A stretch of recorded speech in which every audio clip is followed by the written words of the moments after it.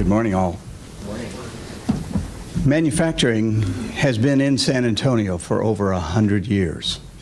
Now, of late, it's gotten a lot more recognition, maybe, but I want you all to remember that manufacturing is the second largest economic generator for the city of San Antonio, bringing in over $30 billion a year. It employs about 53,000 people, all with continually more and more government regulation impacting what and how they can do what they do. We have really good manufacturers, everything in San Antonio from pharmaceuticals to automotive manufacturing. We have a lot of high-tech folks around, some of them just doing research, not necessarily manufacturing, like Southwest Research. We, on the other hand, are a small company of about 32 people, but San Antonio Manufacturing Association has over about 400 members. We currently have Joe Wilson with us today, who is the current chair of SAMA for this next year, and understanding that in San Antonio, manufacturing relies on a few things. One of those being companies that are willing to spend their own capital to develop the equipment they need, to do the processes they use to create the products they sell to you all.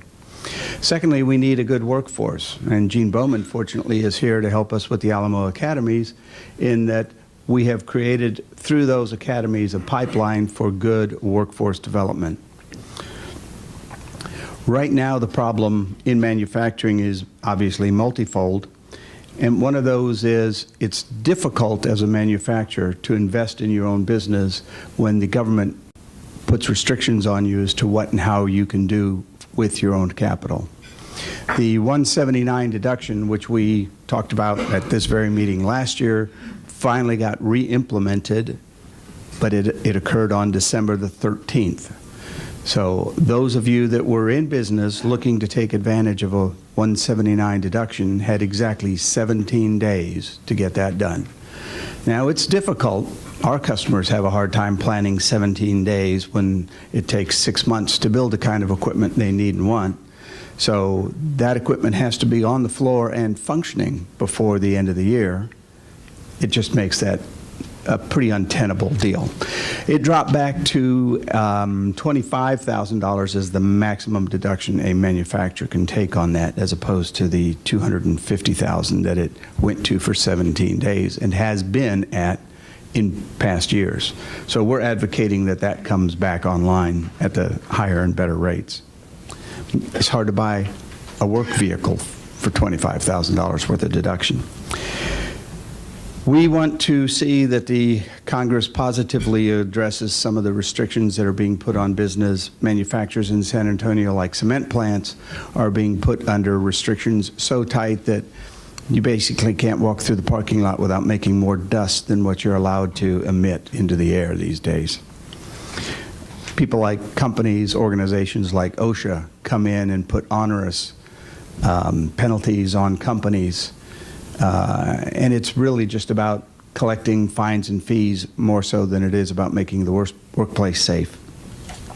And then lastly, the reason we're up here is to try to see if we as manufacturers can get some relief from the government relative to the Affordable Care Act. Most manufacturers are small organizations, 50 and less people.